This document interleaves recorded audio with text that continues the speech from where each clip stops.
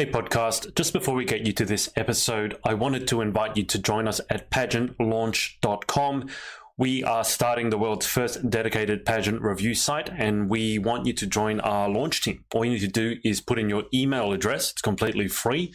We are looking to make the pageant industry safe, transparent, and fair, and we'd love your input on how to do that. So head over to pageantlaunch.com, whack in your email address, and let's get you to this episode. Hi everyone, my name is Angel Bhathal and I'm your Miss Global Canada, and here is my interview with the Pageant Project.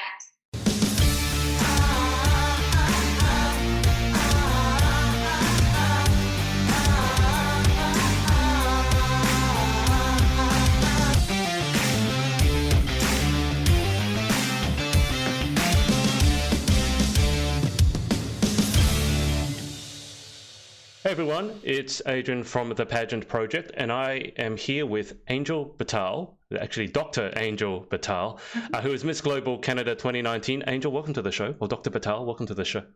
Thank you so much for having me, Adrian. It's a pleasure. Now, I was just mentioning to Angel before, first off, that is an epic name for pageantry. I just feel like that is there any backstory behind why your parents chose to name you Angel? Or is it Angel or is it Angel? You know, it is Angel. I think that my parents decided to name me that to have really high standards and to make sure that I really had to set the bar. And I know it's so funny, growing up when I was younger, I wasn't really in love with my name. I thought it was, couldn't find a pen with my name on it. But when I got older, I really started to appreciate the uniqueness of my name and even just everything that the word angel means. And I feel like in my own life, personally, I've had so many guardian angels. So it's really nice to have that name. And I think that I try to align everything that I do with the name as well. So whether it's providing compassion and care to my patients, I think that every single person needs an angel sometimes in their lives. And I think that it's a very admirable name, and I try my best to live up to it.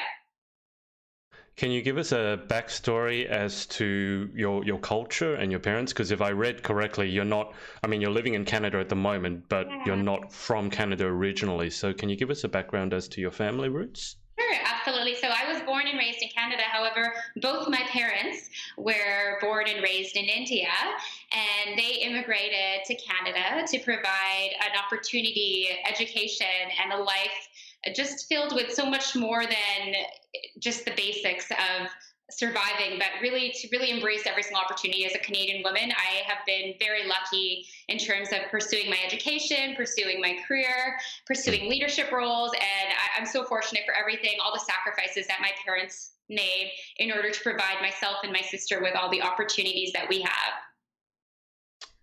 And can you, just because I mentioned to you that I've been to Canada before, how do you pronounce about? About? Okay, like you don't have the you don't have the about. You're not the French Canadians, the ones that they make fun of. That's it. No. However, I do speak French fluently. I was in French immersion since I was 5. Oh wow, okay, that's a hidden talent. So if I take you back, we recorded your intro before, and guys watching, if you have any questions for Angel, put them in the comments and I'll circle back. But that intro that we just did, where I got you to say your name, your title, and this is my interview with the Pageant Project, do you think you'd be able to do that in French? I could try, definitely. Give it a go, because I've had one person do it in Spanish, that was Katrina. One person do it in Welsh, that was Gabriella Jukes. So I would love to have a French one to add to the collection. So give it a go. Okay, I'll give it a go. Bonsoir tout le monde. Je m'appelle Angel Bhathal et je suis la Miss Global Canada. Okay, I did a bit of French in school, so I can understand that part. So that's cool.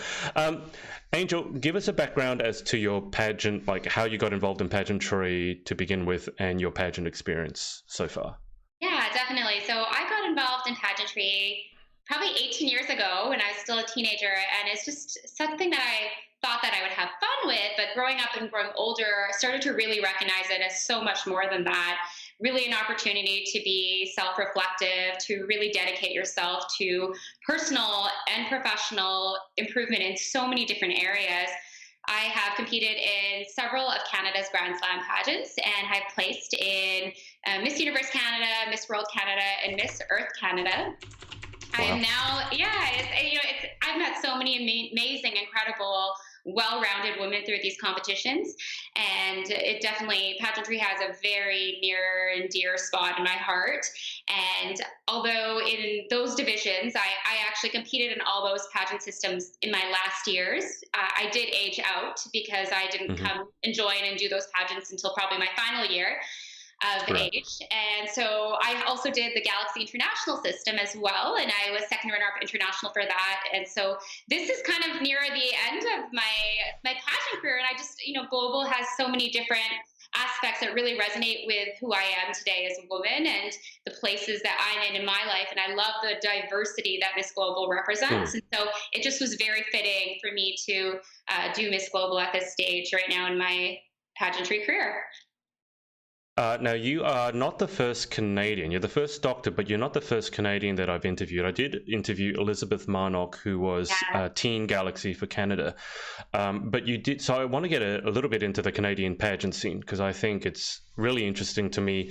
Obviously, there's the American pageant scene. I'm hugely into the UK pageant scene. Then there's the Australian pageant scene. But I guess to start with, you mentioned the Grand Slam pageants in Canada. So which ones are specifically considered the Grand Slam pageants in Canada? So when I was, during the times of my competition, during the years before that, I was in the age brackets of a lot of these larger systems. We had Miss Earth Canada, Miss World at Canada, Miss Universe Canada, Miss Supranational Canada came out afterwards. I've already aged out. However, those are probably the three biggest Grand Slams during the years of 2010 to 2013. Right. And can you give us an idea as to what the Canadian pageant scene is like? Because obviously you're close to America, so I'm going to imagine that you have some similarities in pageantry to America. But on the other hand, you're like UK and Australia, you're part of the Commonwealth, you're Canada. Absolutely. So how big is the pageant scene in Canada, and is it similar? Have you noticed any similarities or differences in your time competing?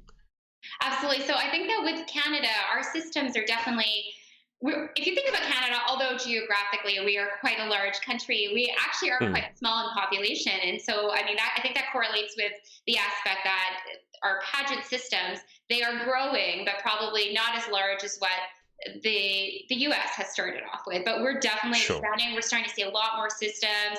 And each and every year, it's amazing how much we're starting to have different national competitions, and we have a lot of front runners as well for Canada, especially when you look over the years for Miss Universe Canada, or a lot of our representatives have been so successful in competing at Miss Universe on the international stage. So although we are a smaller country in population, I think that there's so much diversity, and I think Canada is really becoming a front runner in pageantry. Right. As we like to say, tiny but mighty, as one of my friends likes to say. Angel, give us an idea as to, I've already mentioned that you're a doctor, so when you're not in pageant mode, what tends to fill your life up with in terms of career and spare time? If you have any, most pageant girls don't, but in terms of your career and your spare time, what keeps you busy? Yeah. That's a really great question. And I have to say traveling is probably what keeps me the busiest. I ensure that I go to a new country every year. And I think that it's not even just enjoying traveling. It's not just discovering cultures and history, but I think you learn a lot about yourself personally as well when you are traveling, and you learn a lot about others and your relationships, interactions. I love to travel. I'd have to say that every single year I try to go somewhere new, and it's taught me a lot about myself. Can you remember all the countries that you have been to? I can try my best. Yeah, I can try to list all of them. So I've been to China, I've been to Japan, been to Thailand, I've been to Cambodia, I've been to Vietnam, I've been to Hong Kong, I've been to Australia. I really liked Australia. Oh, wow, cool. South Africa. South Africa is really amazing too. There's just such a diverse dynamic geographically. Cuba, Mexico, Brazil, Argentina, Italy. I think I'm going to be listing quite a few, but I have been to every single continent except for Antarctica, and I would love to go to Antarctica, but my friends keep convincing me that you're from Winnipeg, it's probably very similar, so you don't need to go there. What, are you afraid of the cold, are you? You don't want to go to Antarctica because it's going to be cold? Yeah. But I think I could survive it because I'm a Winnipegger. So. Okay, we were discussing this before we went live. Just how cold exactly does it get? And I asked this because I have been to mid-Northwest America. I've been to Milwaukee, Wisconsin, in the middle of their winter, and it got to 20 degrees Celsius under. So cold that you could take boiling water, throw it in the air, and it would turn into ice. So exactly how cold, and I almost died doing that. So how cold are we talking in Winnipeg? Like -50, like really cold. -50, so -20 is nothing. It's a piece of cake. Wow. Celsius though, right? Not Fahrenheit. Right. Well, what's with wind chill, right? So we have the temperature, and then with wind chill, it does get colder. Jeez. Okay. So what do you guys do when it's that cold? Because me being the stupid Australian, I went outside because they told me if I threw boiling water up, it was going to come down as snow. So I went out, forgot to wear my thermals, went out, and I just started. Literally, it was so cold, it was painful, and then you feel nothing because you've gone numb. So how do you guys go outside and do anything when it's that cold? Well, I think the secret is having and investing in a really great winter jacket and a parka. Additionally, stocking up in your food so that you don't have to leave the house. But what do you do about your face? This was the thing that I could never work out, because your face, you can't go around covering it. So what do you do about your face? I just internally cry about it. And because every time I came back inside, my face was all red and it looked like I had been crying. It was just, yeah, I'm not a fan of the cold. But moving on from Winterpeg, as you called it, tell us more about your career. So day-to-day life, obviously we were discussing before, you got your bachelor's and then you got your doctorate in pharmacy. Mm-hmm. So in your daily life, what does your career look like? Because it sounds like it keeps you busy. Oh, it for sure does. So I've actually, I've really just been somebody who's always looking for a challenge, looking for a change. I've progressed in my career and held many different roles. So in 2011, I started off working as a registered pharmacist. Really enjoyed that, really loved providing compassionate care to my patients, but I was looking for more of a challenge. So in a year's worth of time after graduating, I became a pharmacy manager. I managed a team. I precepted pharmacy students. I did that for several years, and then I transitioned into pursuing my doctorate in pharmacy. And following that, I also worked in the hospital. I got to work in acute care, so worked with different patients, whether it was in acute care and in emergency, neurology, orthopedics, plastics. We had a variety of different acute patients that would come into our hospital at the Health Science Center. I've moved from Winnipeg and I relocated to Toronto, and I'm working a senior director role. So I wanted to pursue some more leadership. So I think that whenever you're able to take an opportunity, even though it's completely different than something that you've ever done before, opportunity is exciting and it really allows us to grow. Yeah, you go with it, you run with it. Is there a story as to why you chose pharmacy to begin with? Mm-hmm.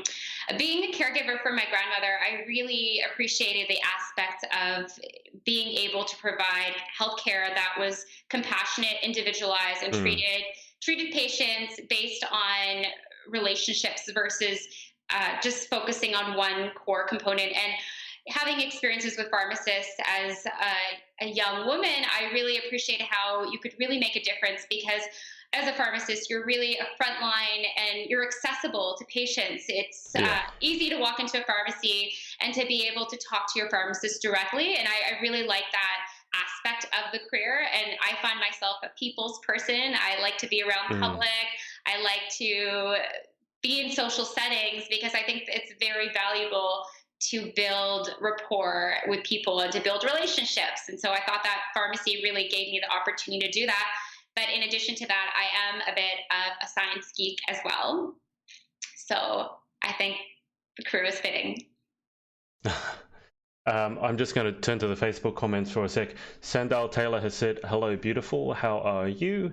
And Chelsea Cameron Horner has said, "What a gorgeous woman. You have a lovely smile." Thank you. That's so kind. Guys, if you have any questions, put them in. Often what happens in these interviews, people just give you supportive comments, but they forget to ask questions, so I have to remind them. You mentioned you're a science geek. Can you tell me what the geekiest fact you know is in science? What's the geekiest thing you know? Okay, well, I mean, some of things are, I mean, knowing the half-life of different medications, knowing how long it takes for them to metabolize out of Jeez, the body. half-life. Right, okay. Maybe you don't want me to put you to sleep tonight, but I mean, it's so funny because I never even think before pharmacy, being in elementary school, I would always take my science fair projects so seriously, and it came to the point where every year I would always have a few people ask to be my science fair partner, but I think it was more so because they wanted to win a medal, not because they wanted to be my partner. I was going to say, is it just because they wanted you to do the hard work for them and they could ride on your coattails? Exactly. Yeah, but it was fun. Okay, so science fair project, this is fascinating to me because we don't have that in Australia. And I actually was really good at science in school as well. I wouldn't say that I'm a science geek, but I won a medal in Australia for coming first in chemistry. So I want to ask, in terms of like science fair projects, have you done any really cool ones? Because I've seen so many cool things like on TV, but have you done any cool ones? Yeah, I did do several. There was one where I did based on remember, this is me just in elementary school, so I'm quite young. But I did one where I was studying the different types of meats in the different supermarkets, and I measured which supermarket had the leanest meat and which one had the most fat, and so I was providing nutritional advice. Yep. And then I was just going to say, you probably don't want to publish those results because you can actually get into a lot of trouble. No, I won't. I don't even remember the results either. And then there's other ones that I did where I did one where it was studying the effect of dandelions as antibiotics, and experimenting and measuring the growth of bacteria. So I've done many different types of science projects, and it's very interesting because now when I think back, I'm like, that's so neat that I was able to do that at such an early age. That's amazing. So there are a few things that are going viral on social at the moment. One of them is the Mentos and Diet Coke thing. And one of them is also this exothermic reaction where, I can't believe I've used the word exothermic in an interview, but an exothermic reaction where they have this solution of stuff and they pour a little other tube in it and the whole thing just turns into this giant thing of foam. Like I'm talking about, it becomes like a swimming pool worth of foam. So my first question to you, and if you don't know the answer to this, it's fine. Can you explain the Mentos and Diet Coke thing? Why does that happen? I would probably have to watch it. As a healthcare professional, I always need my resources and references before I provide an answer. Yeah, I can't understand it. They put the Mentos in this diet. I don't know why it has to be Diet Coke. Can we watch it right now and see what happens? I can't bring it onto here. I wish I could. But what happens is they put it in. They don't even have to shake it up, and it literally becomes a rocket. So much carbon dioxide comes out that they will turn the bottle. If you imagine a bottle of soda and you turn it upside down, and the force of the soda coming out is so strong that the bottle shoots straight into the air. It sounds like it has a lot to do with the pressure, the atmospheric pressure of the gases. Yeah. I just couldn't understand exactly what the chemical maybe I don't want to know the chemical reaction between a Mentos and Diet Coke. I don't drink a lot of soda. But I want to circle back to the aged care that you mentioned. Now, in Australia, that is actually a huge issue at the moment because we have, I think by world standards, exceedingly good healthcare. We have free healthcare, and that's a huge thing that I think we take for granted a lot. But because of that, the population is aging, and it's aging faster than aged care centers can really deal with. Yeah. And there have been a few, let's say, scandals or unfortunate incidents where the elderly have really not received the respect, first off, and then the treatment, secondly, that they deserve. So do you have a similar situation in Canada at all? I think that it's, in terms of the demographic of it, there's definitely an aging population where they are waiting to be transitioned from the hospital to home care or to a long-term care. And so there are wait times. So definitely we do have some barriers in being able to ensure that we transition the elderly patients.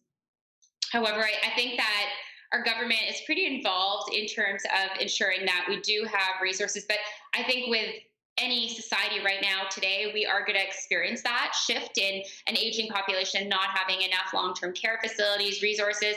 Additionally, we're having a lot of healthcare cuts. So we're having cuts in hours for nurses, et cetera. So I think that is a real and relevant issue everywhere globally right now. We do our best to, work with the resources that we have in healthcare, but I absolutely agree that is a struggle. And even with my grandmother, I was her care provider. So I think it does put a lot more on the families as well. And that could also be challenging as well, right? I mean, the whole aspect of there's caregiver burden, and that's a real thing as well. But I mean, I think that as healthcare professionals, when we could provide support and care as much as possible, recognizing and realizing that this elderly patient may not actually have a family member, or they may not have a support system to help them. Sometimes you just go the extra mile as a healthcare professional to ensure that you're at least helping to the capacity, even if it's just as an individual. Yeah. Are there any changes that you'd like to see made in the Canadian healthcare system to help prevent people fall through those gaps? I think a lot of it has to do with healthcare resources and efficiencies. I think that we are in a society and a system where technology has really advanced, but we don't see the full utilization of technology in healthcare.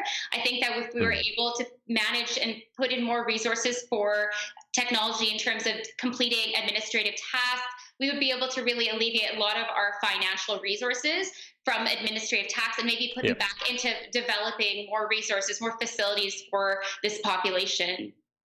Yeah. We have a similar issue here where government tends to lag a little bit behind in terms of technology and leveraging that to its full use. Angel, you mentioned that you love to travel, but just in your free time, I'm imagining you can't travel every night when you get home from work. Every other weekend. I'm just kidding.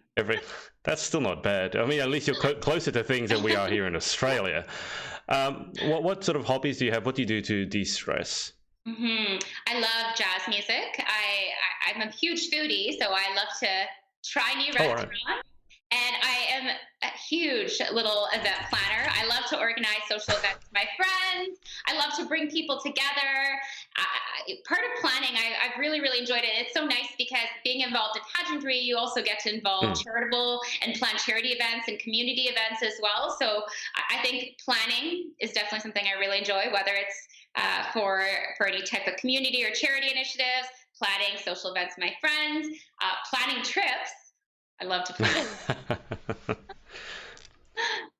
You don't see the irony in that your relaxing hobby is to plan? I know. To plan the next busy thing. Yeah. Typical pageant girl, or even in your downtime, you're planning the thing that's going to remove the downtime. But you did mention food, and I have to ask because I've not had an opportunity. Canadian food. What is a good Canadian dish to try? Well, you've probably tried it if you went to Quebec. You must have had poutine, no? Yeah, no. Okay.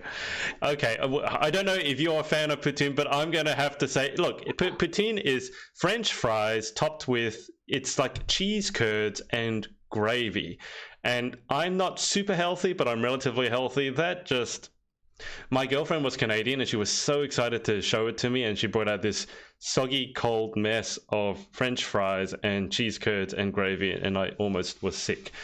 But is there anything else apart from the poutine? It's an acquired taste. I think if you try it again, you might change your mind.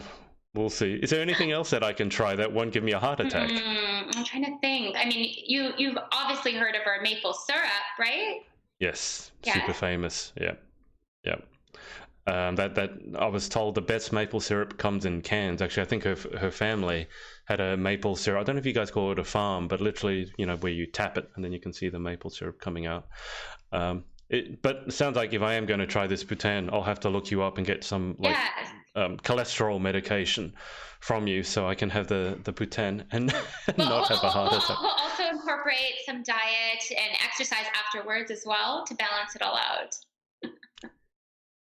It'll be a lot of exercise, I can tell you that much.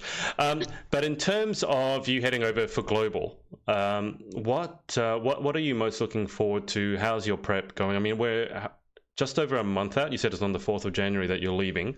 So we've got maybe 4, 5, 6 weeks, but obviously a lot of that's taken up by Christmas. So how's the preparation going, and what are you looking forward to? The preparation is going well, but I think that for me, preparation is something that is it's something that goes on over years, especially when you dedicate yourself to pageantry. It's not an overnight process. Yeah. Additionally, I think that coming into this system and coming into doing a pageant this January, I feel like everything has been very organic, and I feel very relaxed, at ease, but also very self-aware of myself as well as what I need to work on as well. That's key there. But what am I looking forward to? I am looking forward to meeting the women at the pageant. I think that when I reflect on any of the pageants that I've done, I've met some of my best friends there. There is just so much of an opportunity to meet women that inspire you, that are multifaceted, and you could really come together. And pageantry is something that is so interesting, where each and every one of you are competing individually. However, you could really come together and bring each other together and support each other, not even just during pageant week, but beyond the pageant as well. And having those lifelong friendships are so meaningful. And I think because I have interviewed the 3 UK global girls. I'm just trying to remember way back when. But I don't think I've asked. If I have, I've forgotten. What are the different sections that you'll be competing in global? Because every pageant is slightly different. Yeah, so there will be interview, there will be evening gown, there will be swimsuit. There's also international costume as well, which is going to be very fun, and obviously general participation as well. Can you give us any hints as to your costume? Well, it's still being made, so. Okay. All right. That's always, I didn't realize this before I started interviewing pageant girls, but the national costume tends to be one of the most closely guarded secrets that a pageant girl will keep. For sure. And I think a part of it is, too, is that each and every one of the costumes are going to be very unique because they represent your country. And so I think it takes a lot of creativity, a lot of brainstorming. This is not a costume that you just go to the store and buy. Yeah, you have to put a lot of thought and dedication to it. So I can appreciate that. And also probably some of the girls are probably trying to work on their costumes still too, so they're still trying to figure it out. So maybe that's why it's a little bit of secrecy, but it's also a little bit of still to be determined. Hasn't been finished yet. Exactly. Yeah, for sure. You mentioned that you started maybe a little bit. Well, you said you've been doing this for 18 years, wasn't it? Pageantry. Yeah. 18 years, and you said you've just sort of aged up. So, in that sense, have you given any thought to what lies ahead for you in terms of pageantry once global is finished? You know what? One thing I really enjoy about pageantry is since I've been a little bit further in my career in pageantry, I've really taken a newfound love into mentoring future pageant contestants. I've actually mentored several contestants across our country, whether it's British Columbia, the East Coast, and it's so interesting because I find it just as rewarding as competing for yourself is when you could help another woman achieve some of her goals, to help her refine herself. That is something that I probably will continue to do, is really to mentor other young Canadian women in pageantry here. Right, perfect. Okay, just before we go to the final 10 questions, Angel, do you have anyone that you want to say thanks to, or just give a shout out to, for supporting you, not just through your pageantry journey, but just in general life as well? Yes, I actually want to give a shout out to my 3 little nieces, to Jackie, Jasmine, and Josie. I hope you're watching, and I just wanted to say I really miss you, and I hope all is going well. Mwah. Three J's, is it? Jasmine, Yes. What was it? Jasmine, Josie, and Jackie. Yeah. Jackie. 3 J's. We have a lot of estrogen in our family. That's good to know. Well, you could have potentially 3 future pageant queens. What's the sort of what's the age gap there? How old are they? They're a few years apart. So we have 2. We have 4. We have 8. Right, so probably a few years off, but a lot of them start young. So you could potentially keep it in the family, have 3 future pageant queens.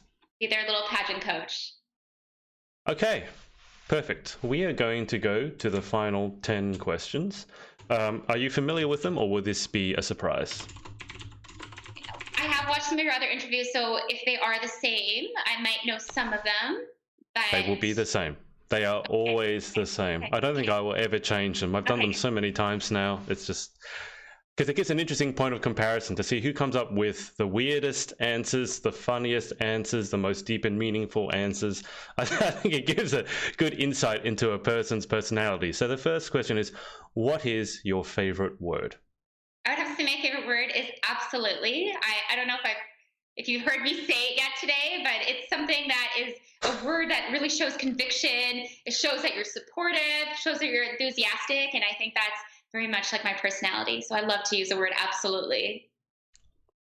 I think you said it once or twice, but it hasn't been noticeable. Like you haven't said it every second sentence, so that's probably a good thing. That's good.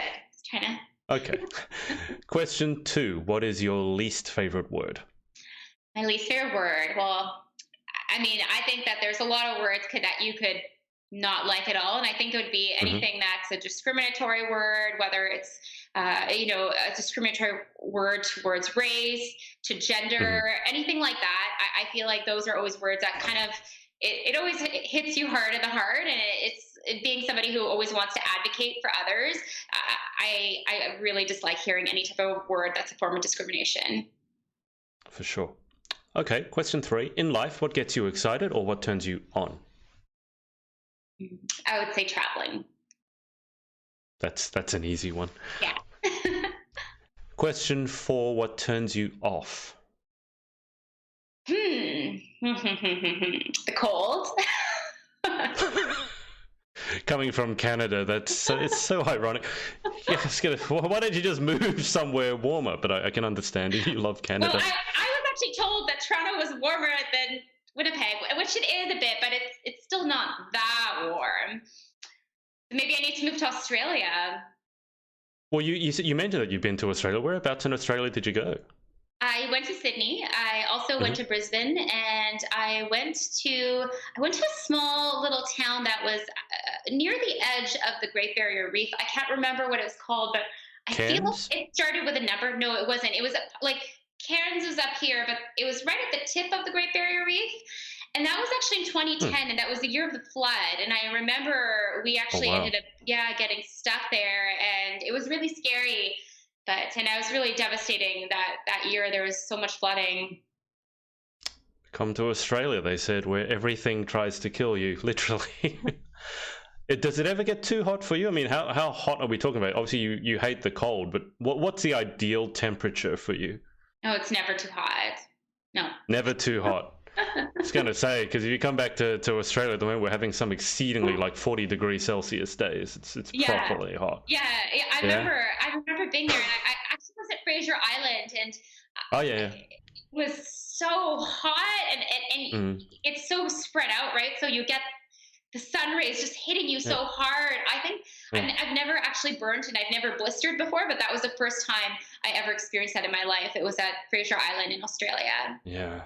If you've never been to Fraser Island, you don't know what Angel's talking about. The sand there is that really, really white, can't believe it, not Photoshop white sand. So it does reflect a lot of the sun, but it is just so beautiful there because you've got the view of the ocean. And I like yourself, I tan. I don't tend to burn or blister. I'm very lucky. But if you do spend a whole day out there and you've come from a Canadian winter, that's probably not going to go so well for you. Yeah. Okay, question 5. What sound or noise do you love? What do I love? I love jazz music, so any sound that's relaxing, because I don't think I do it enough, because I always keep myself busy. So just any type of soothing music is always a sound that I love to hear. And question 6, what sound or noise do you hate? I would say anything startling. So whether it's thunder or somebody just barging into my office without saying anything that startles me. I just like to focus so hard that when I hear a sound that's startling, it always startles me. I'm a very jumpy person, let's just say. So what sort of reaction would you have if someone was to pop up behind you now and burst a balloon? Do you jump? Do you faint? What do you do? I'd probably end up hitting my knee against the table and bruising myself. I have a few bruises already, so I was like, where did this come from? Oh yeah, that's right. Really, from jumping because someone appeared behind you and you banged your knees on the table? Okay. You don't have too much coffee, do you? And you're very antsy, very, very jumpy. There might be medication that you can give yourself for that. But moving on. Question 7. If you could have any one superpower, what would you pick and why? If I could have any superpower, it would be the power of healing. And I think that's very fitting being a pharmacist. There are so many times where in my practice, I've had patients with terminal illness, and being able to heal is something that would be so powerful. And I mean, I really recognize that, we can't change the outcome for many health conditions, but I think that if I had the opportunity to be a healer as a superpower, that would be amazing. Question 8. What job or occupation other than your own would you most like to attempt? You know what? I really do enjoy my career, but I think that any opportunity where I get to mentor and to really provide even coaching. So although I do that in Canada for delegates here, I would love to do that full time. I think that would be very rewarding. It's something that I definitely am passionate about. I'm passionate about pageantry. I'm passionate about helping others in their personal development. And if I could do that as a full-time career, that'd be amazing. Perfect. Well, where there's a will, there's a way. But I mean, you've got an amazing career as it is. So thank you. I do love my career as well. Yes. Question 9. What job or occupation other than your own would you definitely not like to attempt? I don't think I could be a truck driver. I think my eyes are not very good. I have astigmatism, and I can't imagine driving for extended periods of times. So that would probably be it. Right. Okay. Do you guys, because it's so cold, do you guys get black ice over there? It depends on where you are. This is going to be my first winter in Toronto. Being in Winnipeg, right, okay.